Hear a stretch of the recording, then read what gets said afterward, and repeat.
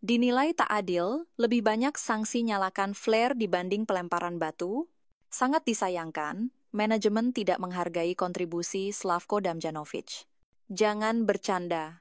Saatnya manajemen bentuk skuad tangguh musim depan. Gara-gara sakit hati, Octavianus Fernando dilarang bonek perpanjang kontrak. Terlalu bangga, Dejan Tumbas ucapkan terima kasih ke bonek dan Bonita.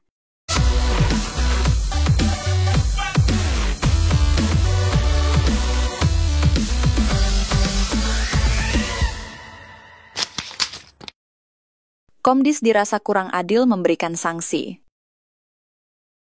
Komdis PSSI memberikan sanksi yang berbeda untuk dua klub yang melakukan pelanggaran, membuat banyak pihak merasa tidak adil.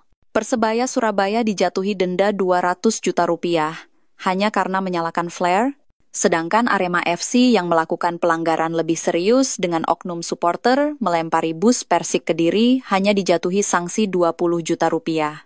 Perbedaan sanksi ini menimbulkan pertanyaan tentang keadilan Komdis PSSI.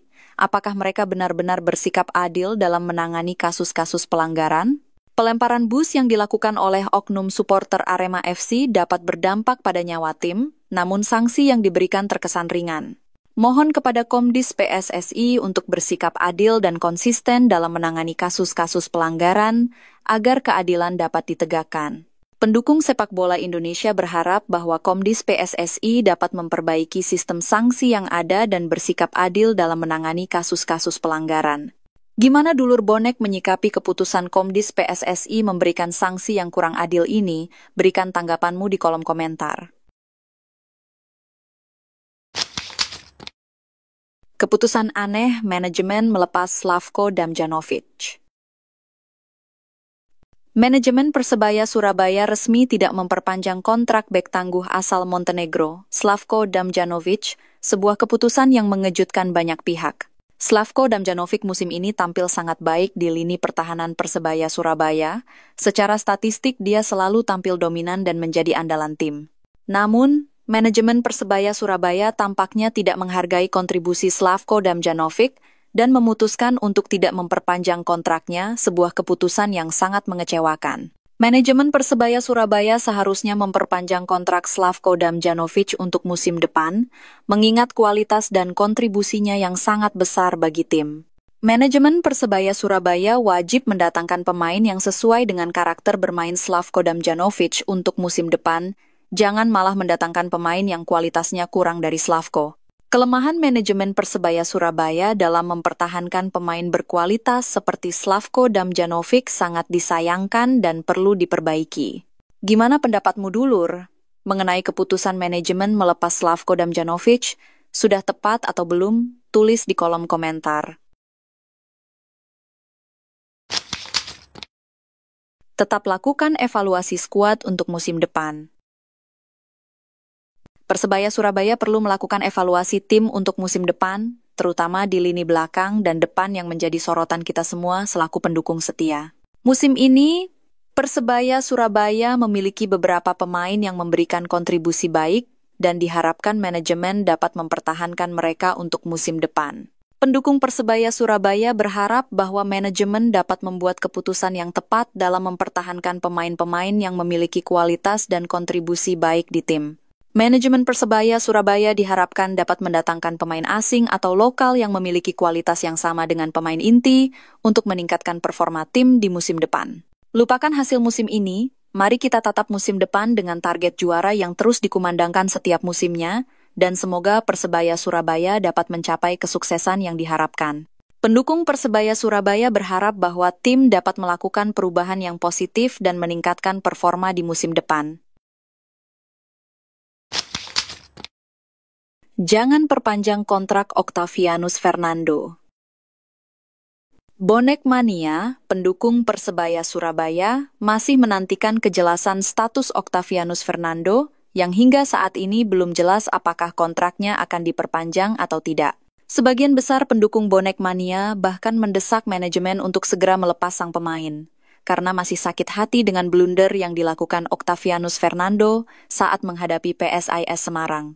Rasa kecewa dan sakit hati masih membekas di hati Bonek Mania, dan mereka berharap bahwa manajemen dapat membuat keputusan yang tepat terkait status Octavianus Fernando.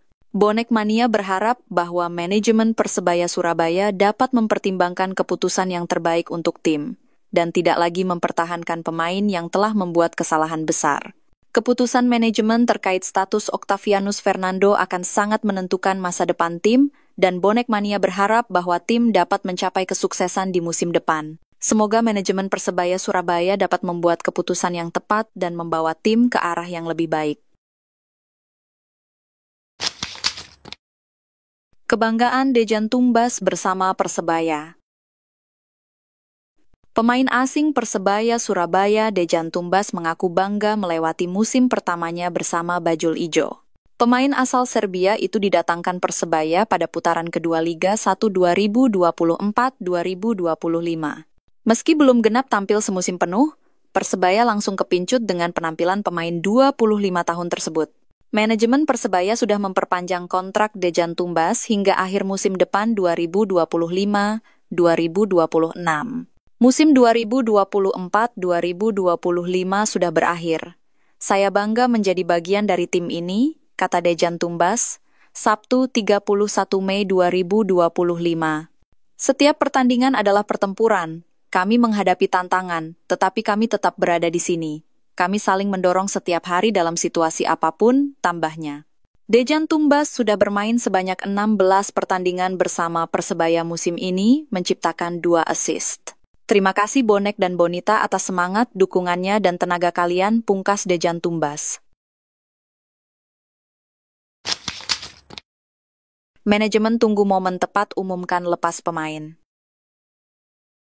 Manajemen Persebaya Surabaya belum mengumumkan secara resmi nama-nama pemain yang akan dilepas untuk menghadapi musim kompetisi 2025-2026.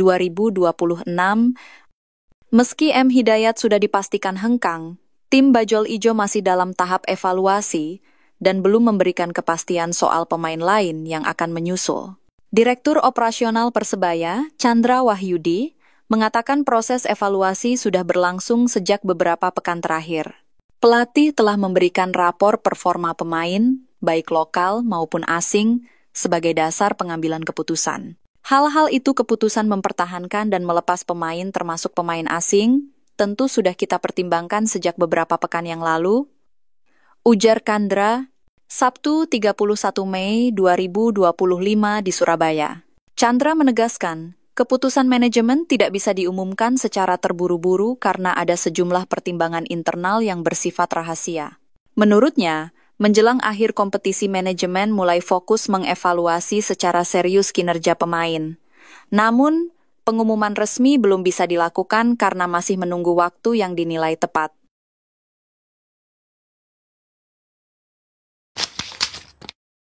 Tiga nama pelatih yang bisa didatangkan musim depan.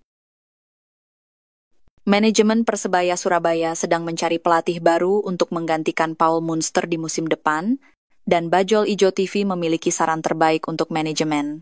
Ada 3 nama yang tepat untuk menjadi pelatih baru Persebaya Surabaya, yaitu Thomas Doll, Stefano Cugura, dan Alfredo Vera. Thomas Doll terkenal dengan permainan yang terstruktur dan bisa bermain ala Barcelona dengan tiki-taka. Stefano Cugura atau Teco mungkin bisa membawa hoki untuk tim, dan Alfredo Vera mempunyai catatan baik saat pernah menjadi pelatih di Persebaya Surabaya. Ketiga nama tersebut memiliki kelebihan dan pengalaman yang dapat membantu Persebaya Surabaya mencapai kesuksesan di musim depan. Dengan memilih pelatih yang tepat, Persebaya Surabaya dapat meningkatkan performa tim dan mencapai tujuan yang diinginkan. Mungkin dulur Bonek ada pendapat lain mengenai siapa pelatih baru yang layak didatangkan manajemen musim depan. Tulis pendapatmu di kolom komentar.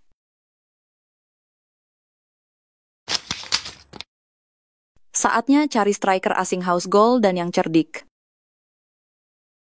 Persebaya Surabaya membutuhkan pemain cerdik seperti Francisco Rivera yang memiliki kemampuan possession bola yang bagus untuk meningkatkan performa tim. Selain itu, Persebaya Surabaya juga membutuhkan striker yang house goal untuk meningkatkan ketajaman serangan tim. Gol-gol Persebaya Surabaya musim ini terlalu sporadis dan lebih banyak mengandalkan spekulasi dan keberuntungan saja, bukan dari permainan yang terstruktur. Persebaya Surabaya jarang menciptakan gol dari gameplay yang dibangun dengan baik, sehingga perlu adanya perubahan dalam strategi serangan tim. Dengan adanya pemain cerdik dan striker yang haus gol, Persebaya Surabaya dapat meningkatkan performa tim dan mencapai kesuksesan di musim depan. Gimana dulurku bonek, pemain seperti apa menurut dulur semua yang layak didatangkan Persebaya? Tulis saranmu di kolom komentar.